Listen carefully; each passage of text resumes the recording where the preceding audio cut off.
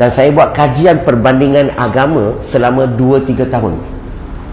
Akhirnya kesimpulan yang saya dapat adalah, bagi diri saya bukan cakap agama lain, saya hanya beritahu diri saya adalah, bagi saya Bible itu bukan kalam Allah, tetapi dia mengandungi sedikit kata-kata Allah.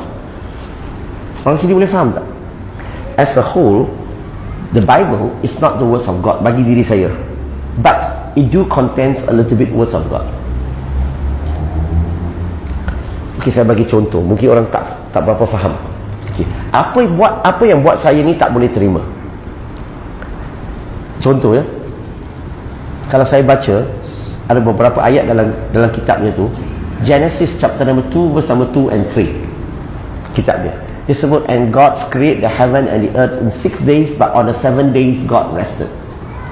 Dia kata Tuhan menciptakan alam ini dalam 6 hari, tapi pada hari yang ke-7 Tuhan beristirahat. Saya nak tanya, rehat ini sifat Tuhan ke sifat manusia? Kalau sifat manusia, siapa yang tulis ayat ini? Mestilah manusia, betul? Itulah yang masalah, yang buat saya susah nak terima ni ayat ini. Mana kata Tuhan beristirahat? Saya baca lagi Genesis chapter number 6 verse number 6. Dan dia cerita tentang, and God regret create mankind on earth. Dia kata Tuhan menyesal menciptakan manusia di muka bumi ini. Berarti Tuhan dah cipta manusia, tiba-tiba silap cipta budak Cina ni. Apa maksud menyesal? Menyesal berarti tak ada ilmu masa depan. Sudah buat, silap, betul? Saya nak tanya, menyesal ni sifat Tuhan ke sifat manusia? Kalau sifat manusia, siapa yang tulis ayat ini?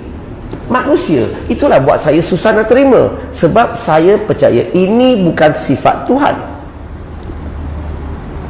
Tuhan tahu segala-galanya, dia tahu ciptaannya. Dia bukan dah cipta kemudian baru tahu. Dia bukan begitu. Setuju tak ni? Saya baca lagi, ada satu surah menceritakan tentang kejadian alam tu, dipanggil Genesis chapter number 1, the whole chapter. Kalau kita baca, ni saya pendekkan cerita saja.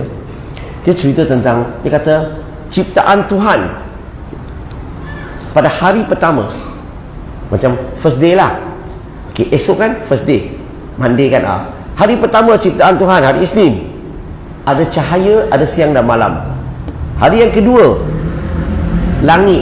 Yang ketiga, bumi. Yang keempat, matahari. Yang kelima, binatang laut, seafood.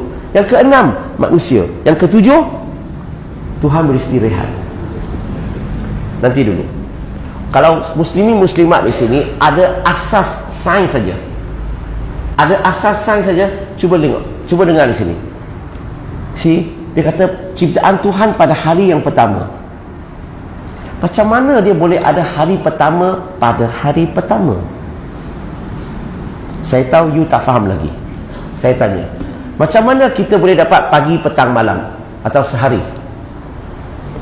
Dia putaran bumi dan putaran matahari, baru kita boleh dapat pagi, petang, malam satu hari. Betul tak?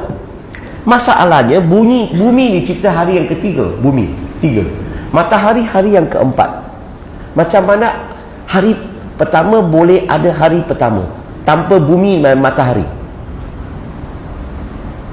Tak faham lagi? Nak saya cakap orang putih? Macam mana hari pertama boleh ada cahaya? Cahaya datang dari mana?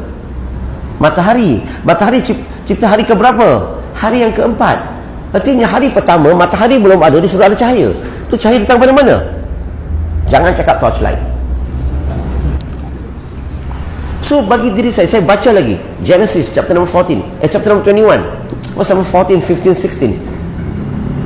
Ayat ini, kalau kita baca cerita ini, kita akan dapat tahu bahawa ini mesti tulisan manusia. Dia tak mungkin datang daripada Tuhan. Kenapa? Pergi baca ni. Ayat ni cerita tentang Ibrahim alaihissalam. Pada usia dia 86 tahun.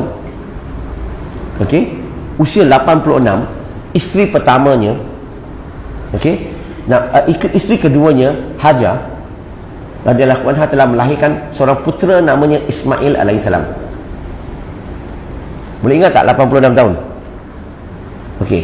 Dan tiba-tiba pada usia Ibrahim alaihissalam 99 tahun, berarti 13 tahun kemudian, tiba-tiba isteri pertamanya Sarah radhiyallahu anha telah melahirkan seorang putera namanya dipanggil Ishaq alaihissalam. Sekarang saya nak tanya dulu, berapa beza usianya Ismail dengan Ishaq alaihissalam? 13 tahun lebih. 13 tahun lah kira. Dan cerita yang saya akan baca sekejap lagi adalah Ishaq sudah 2 tahun. Ismail sudah berapa? 15 lah. Okey, dengar, ingat usia berapa? 15. Dan ayat itu sebut pada pagi itu Ibrahim alaihissalam dia nak halau Hajar radhiyallahu anha dengan Ismail alaihissalam. Sebab isteri pertama jealous, maka dia nak halau dia. Dan dia bagi dia sebotol air dan sedikit makanan. Dan ayat itu sebut apa? Dia letak budak tu di atas bahu ibunya. Dan mereka jalan di padang pasir. Selepas sekian lama jalan, makanan habis, minuman pun habis. Dan Hajar radhiyallahu anha terpaksa letak Ismail alaihissalam di bawah pokok. Sebab makanan habis, minuman habis. Dia kena pergi cari makanan dan minuman untuk Ismail alaihissalam. Dan ayat itu sebut dia tak sanggup nak lihat anak dia mati. Orang yang tulis ini dia lupa. Masa tu Ismail alaihissalam sudah 15 tahun. You pernah tengok tak ibu, mana-mana budaya Arab, ibu ataupun orang-orang Yahudi atau Bani Israel, mereka ibu akan dokong anak 15 tahun jalan di padang pasir. Yang si penulis ini lupa, dia ingat Ismail alaihissalam sama usia dengan Ishaq alaihissalam 2 tahun. Kalau kesalahan sedemikian, mungkin ke datang daripada Tuhan? Tak, inilah salah satu sebab yang saya tak, bukan cakap agama dia tak betul, hanya saya cerita apa peristiwa, apa perkara yang saya faham yang buat saya susah nak terima, yang buat saya tak boleh terima. So akhirnya saya tinggalkan agama Kristian. Nah, itulah beberapa sebab, ada banyak lagi sebabnya kenapa saya tinggalkan agama lama saya. Dan sekarang ni saya mula nak kaji Islam. Bukan nak pilih Islam pun, nak kaji Islam saja. Sebab Syekh Ahmad Didat, hujah dia banyak cerita tentang Tauhid. Yang saya amat tertarik dengan Tauhid yang dia sebut. Saya mula kaji Islam. Yang buat saya tertarik kepada Islam adalah 2 ayat dalam Al-Quran. Ayat ini memang bagi saya the best, paling special punya ayat dalam hidup saya lah. Iaitu surah Ikhlas, surah ke-112 ayat 1 hingga 4. Dan yang paling satu lagi adalah surah Baqarah, surah yang kedua ayat 255. So ini ayat inilah yang buat saya tertarik kepada agama Islam. Apa cerita tu? Yang ayat ini sebenarnya bagi kita tahu macam mana nak membezakan pencipta dengan ciptaan.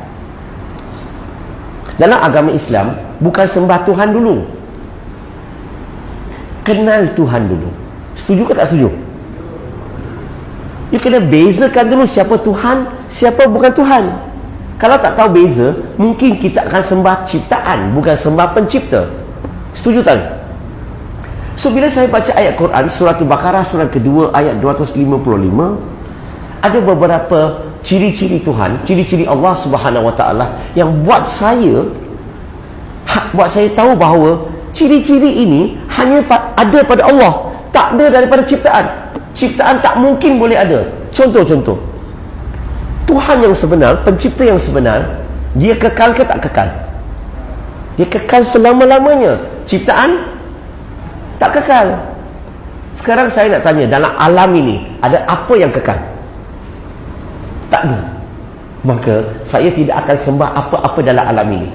Yang kedua, Tuhan yang sebenar, pencipta yang sebenar, dia terikat tak kepada masa, ruang dan jisim? Dia tak terikat. Dia yang cipta masa, ruang dan jisim untuk ciptaannya. Maka apa-apa yang terikat kepada masa, ruang dan jisim, ciptaan, tak mungkin boleh jadi pencipta. Satu lagi, Tuhan yang sebenar, dia bergantung tak kepada apa-apa untuk hidup? Dia tak bergantung. Maksudnya dia tak perlu matahari, dia tak perlu udara, dia tak perlu makan minum untuk hidup. Ciptaan perlu tak? Ciptaan perlu. Betul? Apa-apa yang hidup di muka bumi sekarang, di alam ini, dia perlu tak matahari? Dia perlu tak udara? Dia perlu tak makan minum untuk hidup? Berarti apa? Mereka, kalau dia tak ada, mereka berarti kalau memerlu semua ini, mereka adalah ciptaan. So bila saya duduk, saya fikir, saya tanya diri saya, dalam alam ini ada tak apa-apa? Ada apa-apa tak dalam alam ini yang ada 3 ciri-ciri tadi tu? Bagi saya satu nama. Siapa di sini boleh bagi saya satu nama? Tak boleh kan? Berarti apa? Semua yang ada dalam pasaran adalah ciptaan, bukan pencipta. Pencipta yang sebenar, dia akan ada ciri-ciri pencipta. So saya bila boleh bezakan alam ini semuanya adalah ciptaan, maka la ilaha illallah. So saya tertarik kepada agama Islam disebabkan ayat Quran ini.